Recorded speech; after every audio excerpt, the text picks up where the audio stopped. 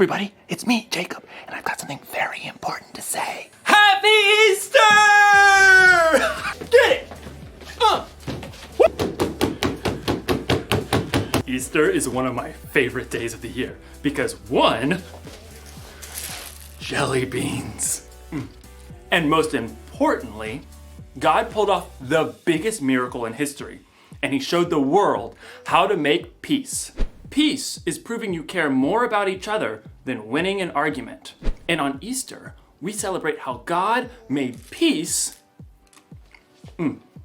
with us. They should call it Peaster.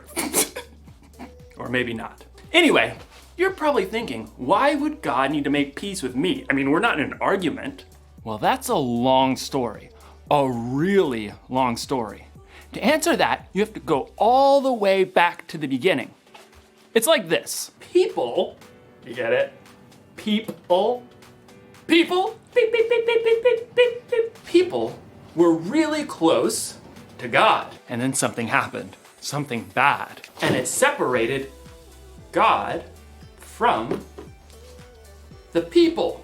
God's friendship with us was broken, and something had to be done. But don't worry, God had a plan, and you'll find out all about God's plan in today's story, the greatest story ever told. The story of Easter! Woo! Yeah, Easter! Yeah, Easter! Jelly beans! God's plan! Okay, one more jelly bean. I gotta save these for later. One more. That one was popcorn flavored. The Bible. It's 66 books of history, stories, letters, and poetry that fit together to form God's one big story. The epic adventure of how He created us and loves us so much that He made a way to rescue us. As we travel through the Bible, from Genesis to Revelation, we discover people who met God and found their lives changed forever. Now, for an amazing story. Inspired by the entire Bible. In the beginning, God created a magnificent paradise, and everything in it was good. He created water and land and plants and trees and birds and fish and animals. And then, from the very dust of the earth, God created a man called Adam. He created a woman called Eve. They were the first two people on earth, made in God's image, living peacefully in paradise. Adam and Eve were friends with God, but then they made a terrible choice. God had given Adam and Eve one rule. You must not eat the fruit from the tree of the knowledge of good and evil. If you do, you will certainly die. But the temptation was too great for Adam and Eve. They broke God's rule, and what was once a paradise became a broken world. People started telling lies. It was the woman you put here with me. She made me eat it. Brother fought against brother. No! Selfishness spread through generations. When there had been peace in the garden, now there was pain and sin and death separating people from their Creator. But God had a plan to make peace once again with the people He loved so much. Hundreds of years after Adam and Eve broke His rule, God chose a man named Abraham and said, All nations on earth will be blessed because of you. Look up at the sky. Count the stars if you can. That's how many children will be born into your family. So Abraham had a son, Isaac, and Isaac grew up to have two sons of his own, Jacob and Esau. And those two sons had children of their own. Jacob, who God renamed Israel, he himself had 12 sons. So God had given Abraham a huge family just like He promised. But God's people, the Israelites, were still lost and broken, separated from Him. They still did not have peace. They didn't have peace when God rescued them from slavery in Egypt, when God led them through the Red Sea to escape their enemies. Okay, great. But what are we supposed to eat out here in the desert? Sand? The nation of Israel didn't have peace when God gave them a new law. These commandments are hard.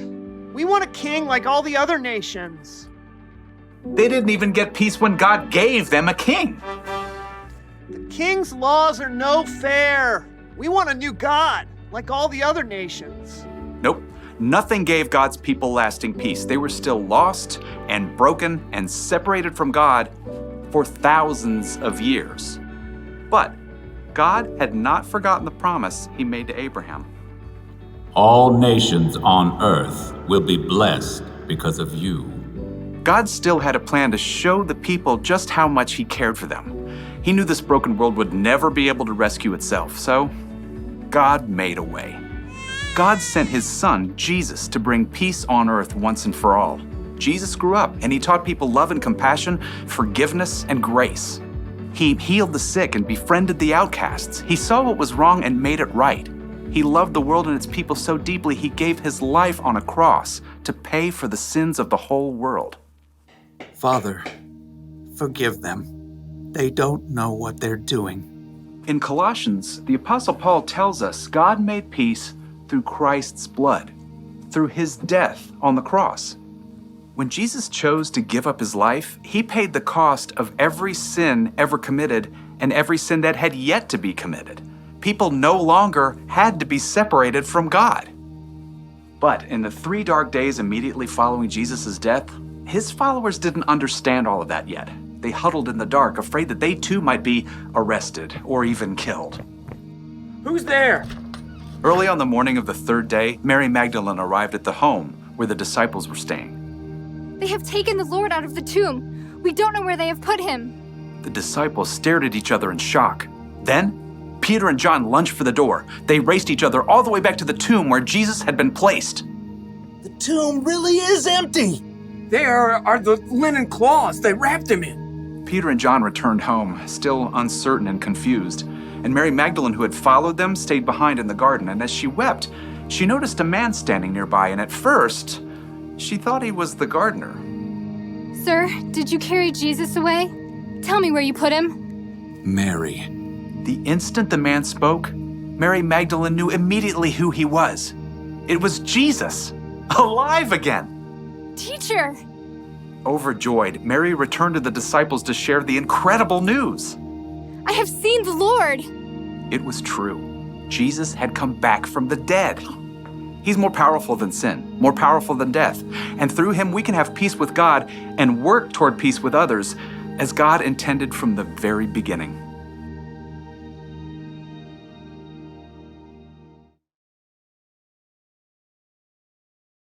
So it's like this. All of history, every moment of God's story led up to the life, death, and resurrection of God's Son, Jesus. Sin separated people from God.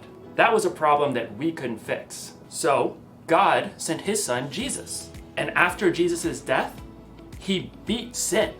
And after that, he beat death itself. So I guess you could say that Jesus was kind of like a bridge between people and God. That made it possible for us to reconnect with God. The Apostle Paul once wrote, God was pleased to bring all things back to himself.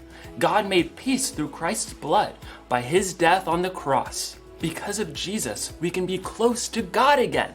We're at peace.